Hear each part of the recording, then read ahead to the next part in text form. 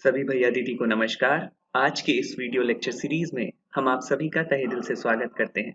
चलिए आज मिलकर हम सीखते हैं कि अत्यंत गरीब परिवारों के लिए बिहार सरकार की पहल पर जीविका द्वारा संचालित सतत जीविकोपार्जन योजना के बारे में। तो सबसे पहले प्रशिक्षण का उद्देश्य। जीविका का संक्षिप्त परिचय। जीविका अंतर्गत चलाए जा रहे सतत जीविकोपार्जन योजना को समझकर उसकी संक्षिप्त जानकारी और समझ विकसित करना।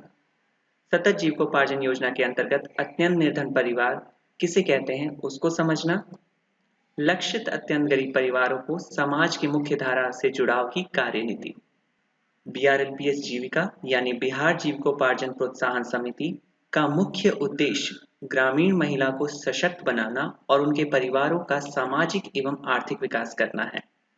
राज्य सरकार ने विश्व बैंक के सहयोग से वर्ष 2007 में इसका गठन कर इस परियोजना की शुरुआत की। सर्वप्रथम 6 जिलों के 18 प्रखंडों से शुरुआत की गई परियोजना चरणबद्ध तरीके से विस्तृत होकर आज राज्य के सभी 534 प्रखंडों में कार्यरत है।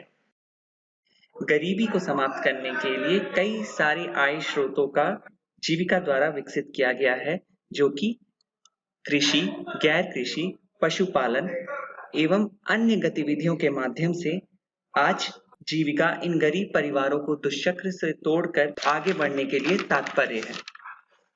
इतने अच्छे कार्य होने के बावजूद भी सतत जीविकोपार्जन योजना क्यों?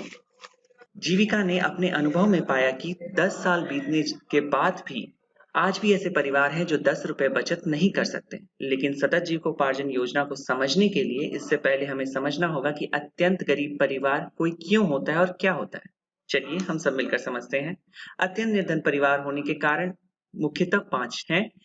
पहला जो महत्वपूर्ण है, सामाजिक बहिष्कार, समाज के द्वारा उनको बहिष्कृत करना, कोई सरकारी योजना से जुड़ाव नहीं, आय का कोई नियमित स्रोत या संसाधन नहीं, जागरूकता एवं ज्ञान की कमी और आखिरी संसाधन उन तक कभी पहुंच नहीं पाता या उन तक पहुंचने में मुश्किल होता है। इन कारणों से कोई परिवार अत्यंत निर्धन होता है। निर्धन और अत्यंत निर्धन परिवार के बीच का अंतर चलिए अब हम कुछ चित्र के माध्यम से समझते हैं। अभी जो अपने स्क्रीन पे आप तस्वीर देख रहे हैं उसमें एक दीदी गव्य पालन करके नियमित स्रोत के आय का संसाधन अपने घर पे सुनिश्चित की हैं। दूसरी तरफ जो आप अभी चित्र देख रहे हैं इसमें दीदी भीख मांग करके अपना गुजारा कर रही है। दोनों चित्रों में दीदी आय अर्जित कर रही है, लेकिन दोनों आय अर्जित के स्रोतों में जमीन आसमान का अंतर है। एक सम्मान पूर्वक जिंदगी है और दूसरी भीख मांग कर। तो गरीबी के पैमाने अलग अलग आप अपने सामने देख सकते हैं और कुछ अन्य चित्रों में भी इस माध्यम से आप देख सकते हैं। तो सतत जीविकोपार्जन योजना का आने का मकसद क्या था?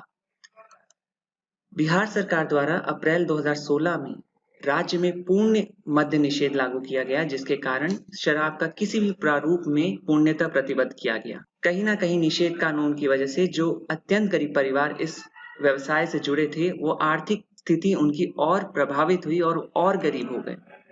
अनुभव के आधार पर बिहार सरकार द्वारा लक्षित अत्यंत निर्धन परिवारों के लिए राज्य योजना के अंतर्गत सतत जीविकोपार्जन योजना की शुरुआत की गई। इस योजना के अंतर्गत अत्यंत निर्धन परिवारों को प्राथमिकता के आधार पर 3 वर्गों में समझा जा सकता है। पहला है अत्यंत निर्धन परिवार पारंपरिक रूप से ताड़ी, देशी शराब के कारोबार से जुड़े थे। अत्यंत निर्धन परिवार जो अनुसूचित जाति एवं अनुसूचित जनजाति के हों। और तीसरा अत्यंत निर्धन परिवार जो अन्य समुदाय से आते हों, अर्थात ओबीसी, ईबीसी, माइनॉरिटी और जनरल। तो अगर इसको थोड़ा चित्रों के माध्यम से फिर और इनसे समझा जाए तो ये परिवार कौन होते हैं? ये परिवार सतत जीविकोपार्जन योजना के अंतर्गत आने वाले वो अत्यंत निर्धन परिवार हैं जो महिला प्रधान हो, अर्थात घर में परिवार का भरण पोषण करने वाली दीदी है, जो दिन में ना कमाए वो रात में चूल्हा ना जले, अपनी जिंदगी का गुजारा वो जैसे तैसे या किसी और के आश्रित होकर करते हैं। आय का इनके पास कोई नियमित स्रोत नहीं होता और परिवार की मासिक आय 3000 से कम हो। इस योजना का उद्देश्य अगर संक्षिप्त में समझा जाए तो वो यह है कि लक्षित परिवार का आजीविका संवर्धन, क्षमता निर्माण, वित्तीय सहायता एवं अभिसरण और साझेदारी के माध्यम से सामाजिक और आर्थिक सशक्तिकरण करना, ताकि ये समाज की मुख्य धारा में लाए जा सके। सतत जीविकोपार्जन योजना के अंतर्गत एक कार्य नीति बनाई गई है, जिनके अंतर्गत इन परिवारों को गरीबी के दुष्चक्र से बाहर निकाला जाएगा, जिसका नाम है क्रमिक वृद्धि कार्य नीति, जिसमें इन परिवारों को सीमित संपत्ति होने के कारण ये आगे नहीं बढ़ते, इनके लिए अनुपातक संपत्ति दिया जाएगा, खाद्य सुरक्षा सुनिश्चित किया जाएगा, बचत कर की आदतें डालवाई जाएंगी और सरकारी योजनाओं से जुड़ाव किया जाएगा।